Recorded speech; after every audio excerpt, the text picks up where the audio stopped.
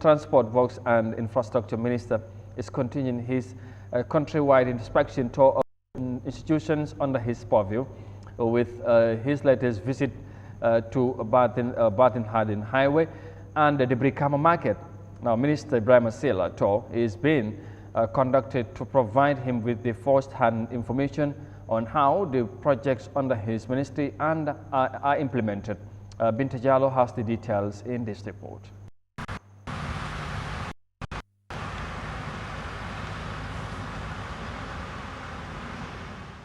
Day 2 of the Minister's familiarization tour started at the Barton Hardin Highway, where road construction is currently going on, towards Gambians hosting the Organization of Islamic Cooperation Summit earlier this year.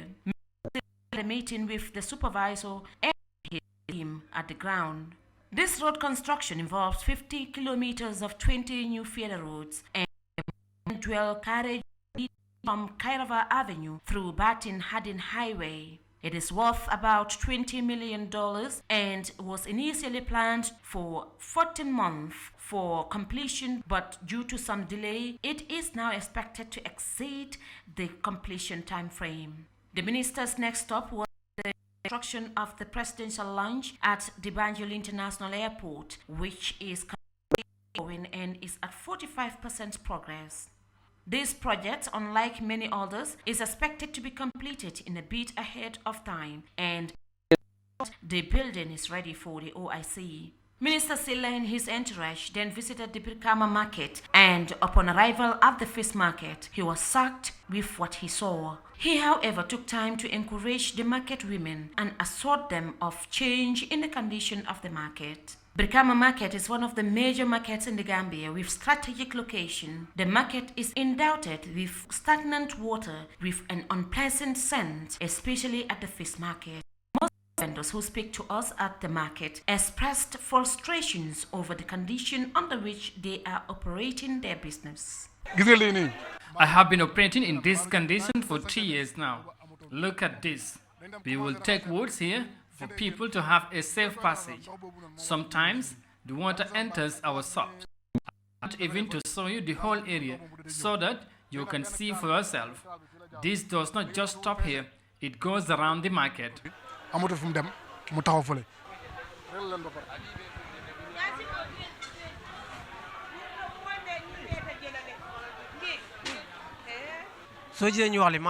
We are complaining because we are tired, and the people responsible are our leaders here.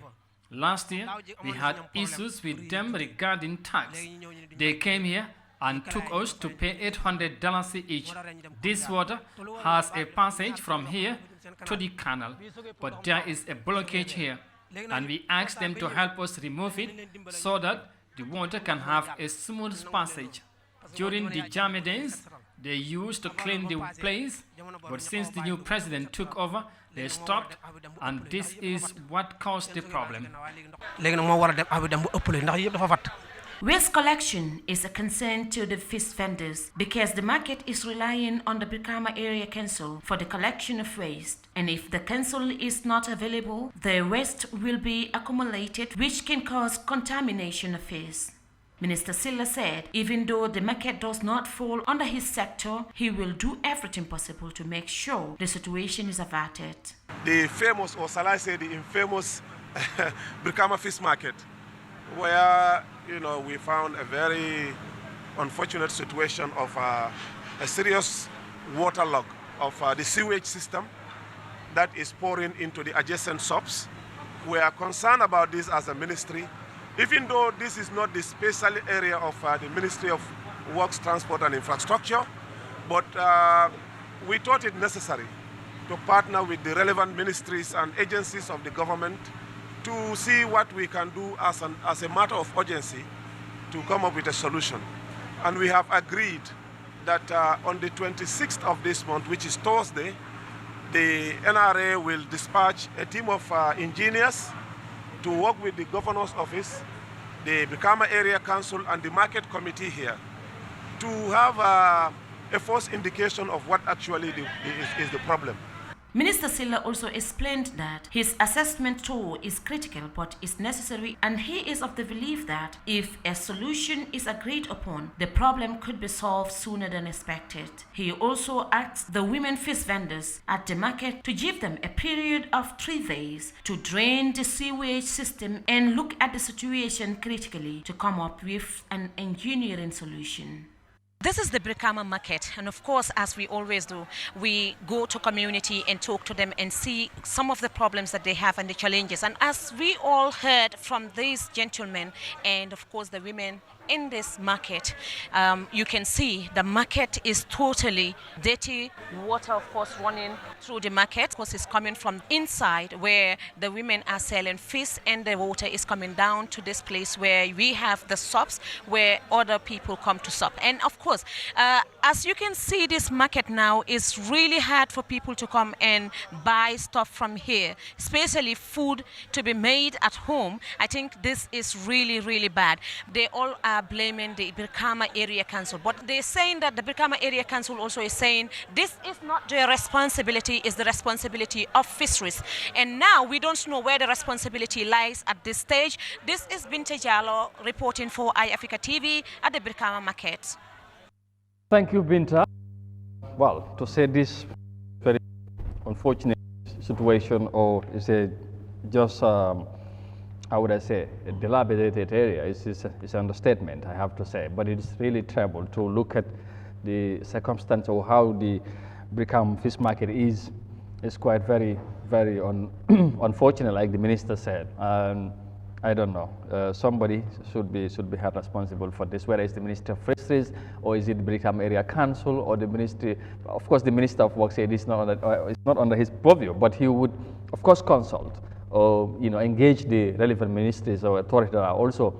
responsible of the market to make sure that something is done to fix this problem. And it's just unbearable. People are working in such terrible conditions, I have to say. I don't know. Lii daf ma jaaxal xaw ma naka la ko nit mun a xoolee di defuñ ci dara te am na ki responsible xaw ma ñu ministre bi mu waxee du moom ministre of works, ministre of fisheries la bi la Brikama Area Council, waaye ñu ngi leen di fayloo tax comme kenn ki nu mu ko waxee. Unfortunately ñoo leen fi sax gars yi bëggoon na fañ ñu ñëw ñu yóbbu leen ñoom ñëpp ñu fayloo leen $800 ci nu mu ko waxee moon ñang waaw mooy ne Botafel lan mooy seen taxawaay foofu. loolu amati na. Botafel am na kay. non loolu fa naa amatul de. am na mu ngi am. ak ñi. loolu amatul de maam mooy dañ change tur bi rek foog naa. but is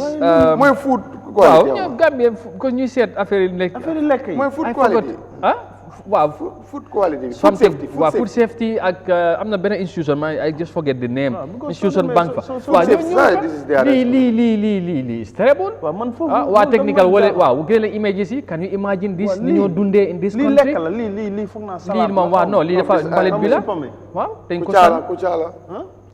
Kucala. waaw léegi lii yi ne moo dee rànq yi sax nga añee de. léegi ñaari laaj laa doon def ko si benn ci nii. ñaari laaj laa la doon laaj nga continuer. waaw laaj naa la boobu Botafel benn ñaar.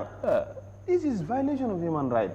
Yeah, absolutely. 100%. Yeah, absolutely. léegi ana suñu human rights activiste yi. waaw. ñooñu moom dañ fa ne jàpp ni loolu rek la mooy human rights du xat ne. léegi lii xale bu fi jaar yow boo demee lan moo la war a dal nit ku fi jógee si boppam di togg. wala ki fi te da ngay sa boot sa xale nga ñëw.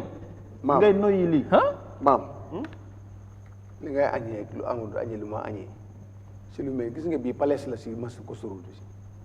li ngeen a coow nii. de man xam naa bii palais la foofu palais maa ngi yow ñu dafa mel ni yaa ngi dugg biir State House si mar boo demee marché. loo bëgg a wax man suma yaram baa ngi boobu gën a bon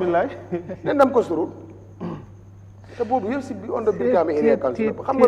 lu gën a doy waar mooy ne soo waxee ñu ne it's not our own ba pare ñu ngi fa fay ko lensin duties every day léegi xaalis boobu mënuñ ko faa delloo ñoom ñu liggéey ko. lii moom Brikama Area Council moom xam nga Brikama Area Council moom gi nga si bunte bi foofu leen la waroon a dale rek di leem rek dem sànni ji kulóora dara defuñ ko fi si lu ko rek. subhanallah. marché yi ñoo wax ne it's not their responsibility duñ fayeeku juuti di def lu ne di fayeeku lensin te si seen kees bi lay dugg te delloowuñ fa dara.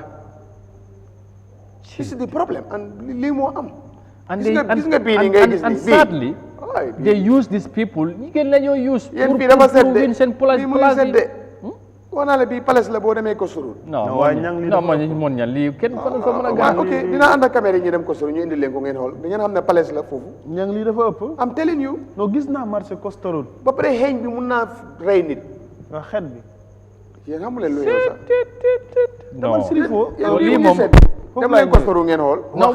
waaye tey lii kan moo déggantaan because Ibrahima Sila dem na fa waaye mu ne moom it's not under his ministry non moom responsible waaye ministry of fisheries lii marché jën bi la Brikama waaye area council léegi kan moo nekk di fayloo ñii kan juuti bu ñu wala tax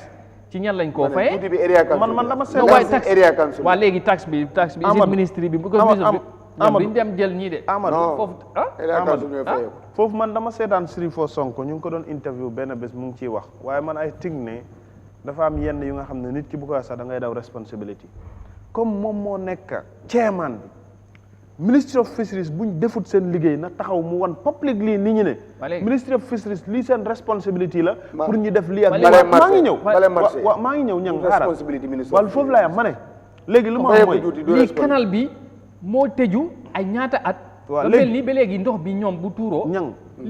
ñang foofu laa wax léegi tey bu fekkee dañ ko bëgg a dàkkantale Ministry of Fisheries dañu war a génn ñi leeral waaye Ministry of Fisheries seen bopp seen njaati gi foofu mooy area council bi waaw ak gouverneur bi moom waaw ban njëriñ la am foofu area council bi yow gouverneur ban njëriñ la am sax gouverneur ci boppam muy gis la non ñoom su dul gouverneur ministre bi bi gis naa mu ngi taxaw foofu yes Sané is there su dul ministre bi ñëwee ñu ànd dem da nga fa dañoo am duñ dugg ci marché bi loolu Amadou amuñ joti loolu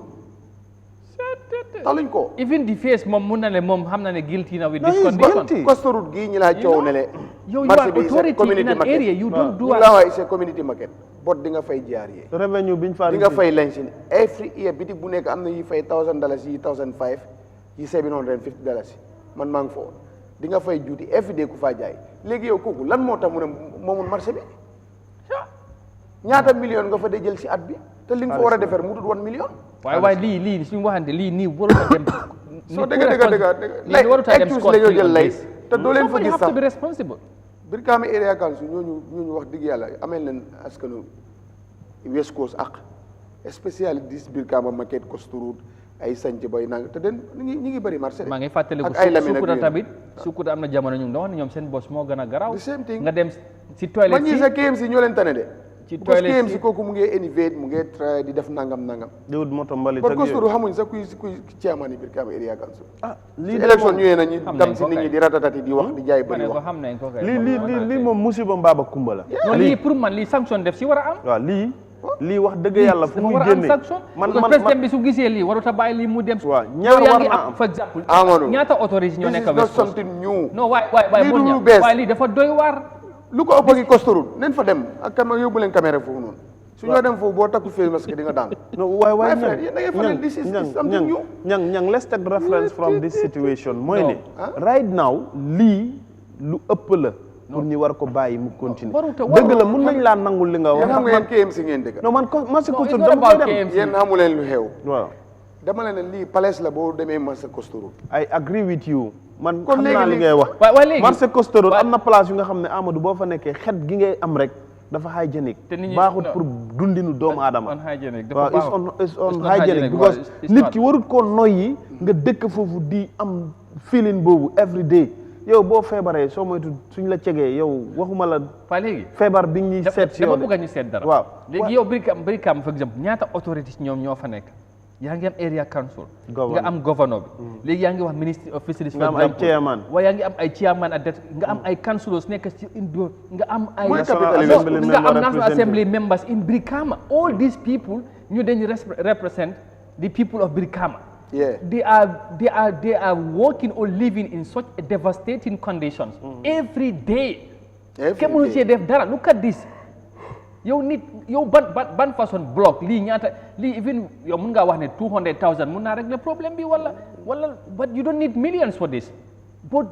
and you want to make sure. non man de ñii ñu fay seen tax comme ni mu waree ñoom man ndax man exemple ñang amul ku si fayut leen si ñu tëj sa bitig lu laa wax te dañ day fayeku leen si ñu wëraat jot na nag nit ñi tamit ñu dañ day amee ray de wëraat gis nga bu ñu wëree noonu karnaat la ñu amee ñoo xeexal la mooy problème bi wëraat bi mooy ne suñu wëraat pour fayeku dafa sérieux suñu wëraat pour fayeku leen si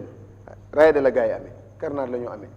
suñ ñëwee gis ne joxoon nañ la invoice waa fayloo dañoo tëj sa bitig bi xam nga moon ña loolu tamit foofu nga baal teg ñu koot oo nga fay non foofu léegi mun neen àgg nit ñi si tëj la yóbbu la koot si ñàkk a fay non foofu waaye duñ la defaral fi ngay non loolu foofu problème bi mooy xam nga tamit maa ngi seet xel Sénégal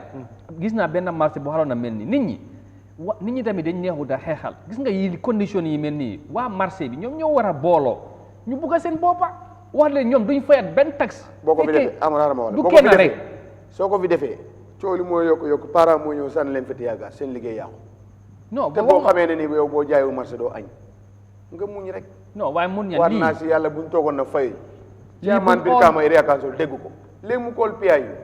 non lii ñu buñ taxee si PIA yi ñëw sànni fa tiya gas xoolal ki waroon a jaay ba basaabam ba ngoon mu dem duggi marché romb state yooyu de pour man da ngay def ñu nga media bi mu ñëw ñu génnee ko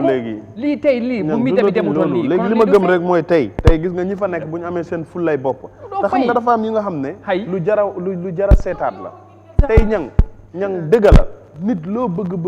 uut njëriñ nag la nga fekkee loolu olof yi wax njëriñ moom la nga fekkee gis nga lii tey fii ku fi dox nga jóge fi feebar bu la mënta dal sa waaru na waaw mu ngi yéemu so this is why ñu nekk si kanam dem war a génn xam lu askan bi di jànkuwante ngay gis lii parce que kii tey bu dajee naataango ministre bi dina ko wax ne dëgg lu ma fa gis rafetul waaw te leer na ma ne li la te ñoom sax xam naa ne duñ dee am time sax li la caméra won nii lim bàyyee ëpp ñoom Binta ak ministre bi nga xam ne ñoo nekkoon ci ground bi lañ fa dunda moo gën a yéemu ñin li ñuy xool ni ci suñ bët on a san waxkat bi daf ne ko ne soo paree parce que loolu daf ko kii daf ko transcribe bu ne ko ne buñ paree du fii rek naa la yóbbu ma wóor loola daf ko ne dafa doon yóbbu mu dem mu gisal boppam lu foofu mel maam marché bi yëpp man dinaa jël Binta man ma yóbbu ko Kosturu gis nga dangaa gis fu ñoo jaayee jën sax yi ngaa gis ñuy poj yéen dama leen ne bii place la Kosturu yéen xamu leen li weew lu ma leen a wax yéen bii soo ko dugaloon biir Kosturu place leen koo def am teleen yu man de maa ko ñemee salte lool juddoo ci ay nag yaroo ci non loolu du tilim maam waa déglu rek dama lay wax waaw juddoo ci ay nag yaroo ci yàlla ji day taw nga dem di dox ci ay diin liif waaw waaye déglu dama lay waaye lii wax dëgg yàlla Amadou man fii li ay waasintóori jën waaw fii mënu ma fa man moom mënu ma faa dem wax dëgg yàlla lii moom bu desoon ci tey ma war a dem rek ne fii laay xëy pour ut toog di xaar nit ñi njët na si man ma toog maam yàlla bu la yàlla natoo loolu rek yàlla bu la yàlla natoo sa xëy ne fi yow yàlla bu la ko yàlla natoo waaye am na ñu faa yendu ba suba everyday ñu ngi fa yàlla bu la yàlla natoo loolu maam si marché bi leen nekkoon xam naa lu fa nekkoon waay xam nga lu tax ma wax la loolu mooy non ñaanal yàlla bu mu la ko nattoo sa xëy ne foofu ifin bu la ko yàlla nattoo dama ne ñi ngi ko séqal mu leer leen ne kii tey yaakaaram yëpp fii la nekk te yow am na lu la war ci moom te defoo ko sa yaram war naa daw mooy benn autorité yi ñu wax tey yow bi nga xam ne da ngay xëy ñëw nga gis nit ki fi mu toog pour nga egsi si moom da ngay tëb ay jéego pour nit jënd ci si moom day taxaw fa la ne ko yow lale laa bëgg ndax dinaa ko mën a jot nga ñëw ne kooku na la fay juuti weer dee comme li nga wax nga téye kanaar ne ko ne yow boo fayul $700 dañuy fay place bi loolu du xolu doomu aadama loolu weakness naa ko waaw loolu ku koy def rek yow waxuma la jullit sax waxuma la gëm-gëm bu munta nekk nit as a human being non waaye Amadou loolu du consent loolu du consent da ngaa fay juuti fay lensin fay jaaree soo leen waxee ñu ne boobu community market la ñun moom mun si dara léegi nen bàyyi nit ñi fayeeku mu leen a fayeeku community bi fayeeku xaalis boobu ñu defaree ko marché ñan ñooy community bi au lieu ndoom community ñu ne ñoom moom market bi loolu la area council boo demee loolu la lay ñun moomuñ munu amuñ fa benn ñooñu lan la ñuy def in return area council bi area council lan la ñoo defaatul marché bi tur rek la fa waaye ñoom loolu la ñoo layee loolu la layee marché fii yow ñuy jaay fii nii da nga foog ñan la ñoo fay minister of non fisheries xam nga minister of fisheries mun nañoo ñëw defar marché bi fisheries is on the minister of fisheries waaye Brikama area council the land belongs to the council bi da ngaa fay juuti loolu laa la wax nii juuti boobu demul si kees yi ministre léegi ma ne foofu moo tax ma ne la ci council bi lu tax amul fa dañ am 60% dañ ko war a delloo ci nit ñi is what I'm saying 10% sax demul ci marché bi wala fii nii Amadou ministre of fisheries seen responsibility la ñu def fa marché bu nga xam ne pour jën la waaye marché bi marché bi responsibility area council la loolu mooy dëgga ak lu mun taxew lu mu tilim area naka bu fekkee ministre of fisheries dañ fay am sax income area council ñoo fay receive li nga xam ne moom moo nekk duty understand nga ñoom la ñoo fay li nga xam ne moom moo nekk revenue si fa nekka kon ñoom seen wareef la 100% pour ñu xool ne bu fekkee ministre of fisheries am na luñ ciy jot nekkuñ di def in return ci place bi ñee leen hey place bii nag bu bonee ñin la bu baaxee ñin ñoo ko bokk comme président Barrow li mu wax keroog ne réew mi lépp lu fi baax ñëpp ñoo koy bokk waaye lépp lu fi bon moom la ñuy joxañ baaraamu tuuma kon tey lépp lu bon ci biir Brikama understand nga council bi la ñuy joxañ baaraamu tuuma responsibility council bi la pour ñoom ñi taxaw ci lii ñi gis ne lii waruñoo wane image bii sax ñu ne am na ku jiite gox bi definitely ba pare responsibility Nema Ward Council Wellingara Olyundum ñoom ñëpp buñ foofu la ñoo xëy kon defuñ seen liggéey councilor yi defuñ seen liggéey chairman bi deful liggéeyam ñeneen ñu topp si kawam defuñ liggéeyam in soo ko bëggee gàtt tënk sax mooy ne rek Brikama area council suñ defoon seen liggéey lu dal waaw léegi baax na time baa ngi jël pour man lii waruñ koo seetaan because nawet baa ngee ñëw te council si lii nekku Brikama lañ gis te xam naa yeneen council si yëpp affaire yi soo demee yeneen marché yi nii la mel wala fekkee ne sax bii moom moo gën a garaaw waaye ñoom tam am nañ xam nga soo nawet bu jotee moom ise waaye léegi yéen condition yi bu melee nii tam ñang mu ngi boo demee Bohol tamit léegi sax tane na tuuti de foofu de na mel xam nga ministre seen jabar yi nduggee wuñ fii fan la ñu duggee ci supermarket duggee wuñ fii Amadou pas supermarket non am na fii directeur sa seen jabar yi duggee wuñ fii non fa marché Serekunda la ñu duggee de ak marché Brikama fii suñ classe bi la rek ci kaw ñu gaan ne suñ jabar yi ñu ngi sàmm foofu basaab bi ak kànji bi pare Brikama bu tawee booy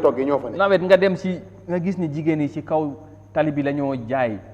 non loolu booy ñun discontri ñun waajuñ de xam nga ne Sirifo jabaram ndugeewul fii fu jabaram doon duggee du seetaan lii bañ a dem waaye balaa mu doon waaye ñii yëpp xam nañ lu xew balaa nga am place yi am na fi nga dooree jékki-jékki loolu lañ dee fàtte ma ne su dee loolu la kay su dee loolu la kon président Barrow dafa concret marché Kostur foofu la fos la di daan duggee marché waaye yaa ngi wax ne am nañu responsible foofu mooy council si président bi du mën a jékki ba mu am na yeneen ñu ko war waaye dafa war loolu sax moo am nañu ko war nguur yi ndaw yi mooy council si ñoo ko war a defar loolu nag boobu West Coast la dama la bëgg a woon la rek ne le bari caaman bi dugeewul tam ndax ñoom tam ñu ngi am autonomie bi nga xam ne ma ne autonomie bu nga bëgg yaa ngi jëm jël xaalis nit ñi doo leen ko delloo ban autonomie nga bëgg waaw loolu moo si nekk bi fekkee da nga bëgg a yeneen development project government bi dafa am subvention bu war a am dooleel council loolu nangu nañ ko waaye nga dem jëli xaalis nit ñi ba pare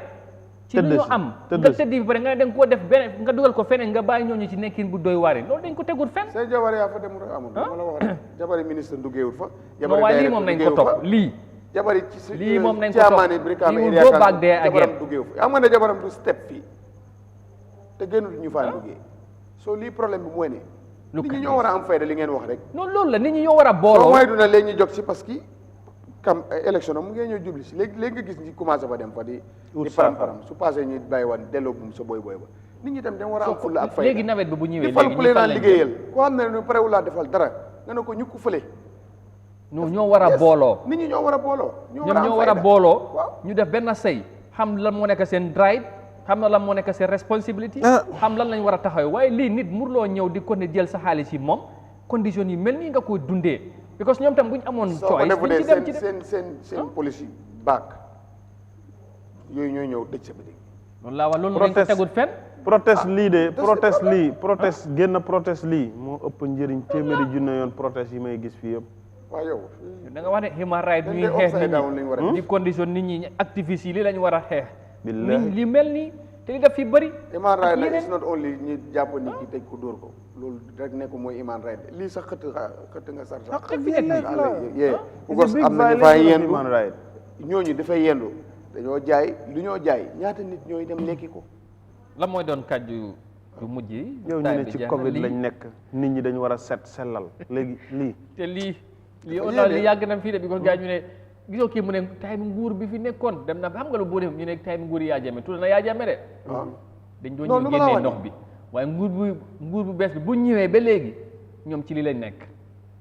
du suma kaddu de moom moo ko wax te looloo ngi dem si juróom-ñaari at léegi gis nga lu ma laa wax nii yéen lii dafa nekk lu bees si yéen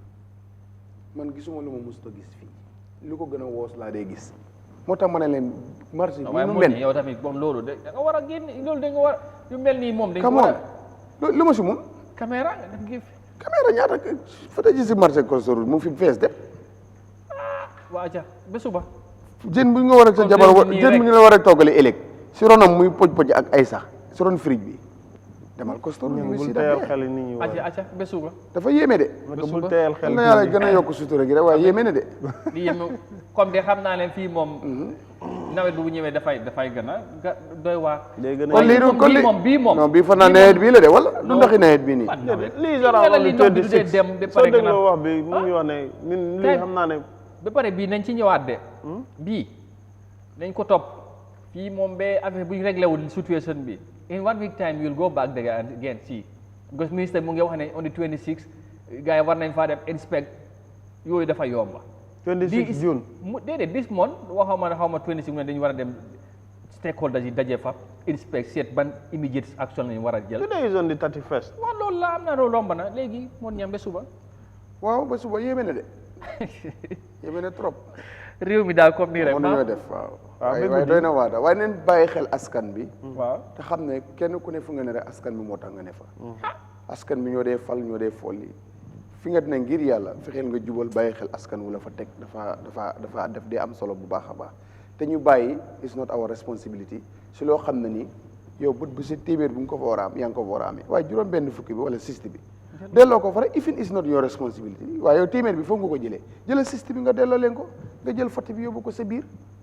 soo loolu leen war a bàyyi xel waaye lu ma leen amal mooy ne lii marché yi bëri nii leen mel even KMC sax mun na am ñàkkul marché donte la ñoom ñu ngee traye waaye mun na am sax am na yu mel nii waaye lu ma leer ba leer mooy ne daal bii nu mel bu Costor bi moo ko gën a garaaw te ku ko weddi dinaa dem yóbbu fa caméra indi la ko ngi defal ñu loolu